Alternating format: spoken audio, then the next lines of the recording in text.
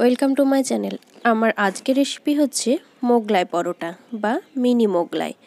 মোগলাই পরোটা আমরা খেতে কিন্তু সবাই ভালোবাসি, কিন্তু হয়তো ভাবি বানানোর অনেক ঝামেলা, তাই বাইরে থেকে কিনে খাওয়ার চেষ্টা করি। একদম কম ঝামেলায় কম ইনগ্রিডিয়েন্টসে কিভাবে বাড়িতে মোগলাই পরোটা বানানো যায় সেটা আজ আপনাদের সাথে শেয়ার করব। তার জন্য এখানে আমি নিয়ে নিয়েছি কিছুটা কুচনো পেঁয়াজ, কুচনো ধনেপাতা, কুচনো ক্যাপসিকাম, কুচনো লঙ্কা, আর যদি আপনারা মনে করেন কিছু সবজি অ্যাড করতে পারেন। নিয়েছি স্বাদমতো চিনি, নুন, জিরে গুঁড়ো, ধনে গুঁড়ো, আর লাগছে ময়দা, দুটো ডিম। এখানে আমি ক্যাপসিকামটা একটু মোটা করে কাটা হয়ে গেছে, আপনারা যদি মনে করেন একটু এর থেকে বেশি একটু কুচিয়ে নিতে পারেন।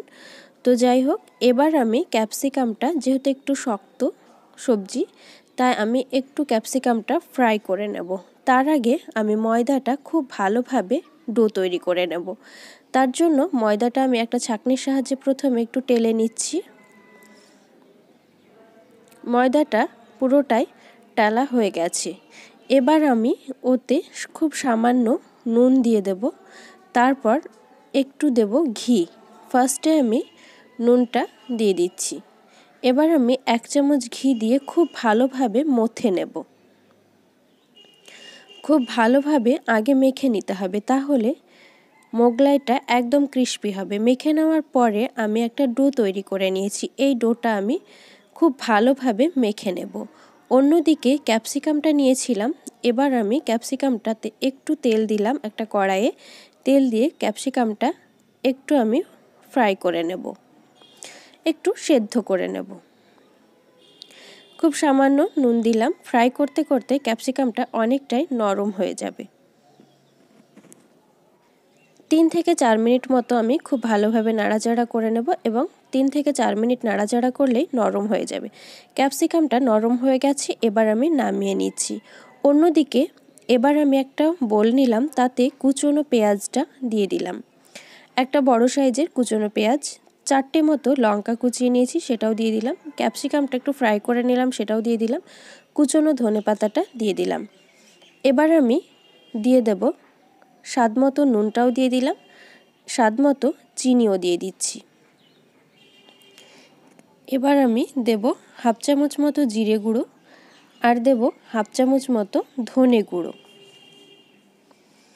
ধনে গুঁড়োটাও দিয়ে দিলাম। এবার খুব ভালোভাবে আমি মেখে নেব। এই অবস্থায় খুব ভালোভাবে মেখে নিতে হবে।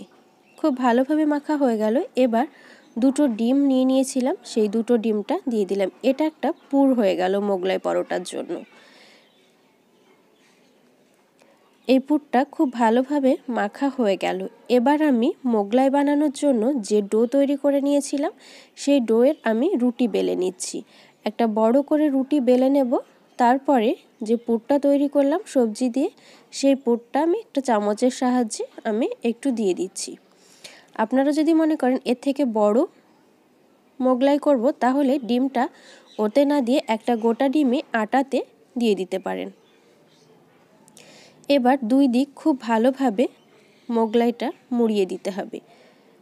এবার প্রথমে চওড়া দিক, তারপরে আমি যেইভাবে করছি ঠিক এইভাবে মোগলাইটা আপনারা তৈরি করবেন। যারা জানেন তারা তো খুব ভালো কথা, যারা জানেন না তাদের জন্য আমি আর একবার তৈরি করে দেখাচ্ছি। ফার্স্টে একটা রুটি বেলে নিলাম, বড় করে তেল দিয়ে রুটিটা বেললাম। এবার পুরটা দিয়ে দেব। পুরটা দিয়ে আগে ফার্স্টে লম্বা দিকটা আমি জড়িয়ে নেব। ঠিক এইভাবে আমি যেইভাবে করছি সেম প্রসেসে করবেন। ঠিক এইভাবে আপনারা তৈরি করে নেবেন। সবগুলো মোগলাই বানিয়ে নিয়ে ফিরে আসছি। সবগুলো বানানো হয়ে গেছে। এবার আমি ফ্রাই করব, তার জন্য তেল গরম করছি। তেলটা যতক্ষণ গরম হচ্ছে, তার আগে বলি আমার রেসিপিটা যদি ভালো লাগে অবশ্যই লাইক করবেন, কমেন্ট বক্সে জানাবেন। আরও নতুন নতুন রেসিপি পেতে ও ভিডিও পেতে আমার চ্যানেলটিকে এখনও যারা সাবস্ক্রাইব করেননি তারা প্লিজ সাবস্ক্রাইব করবেন, এবং পাশে থাকা বেল আইকনটা অবশ্যই ক্লিক করবেন ও অল করে দেবেন।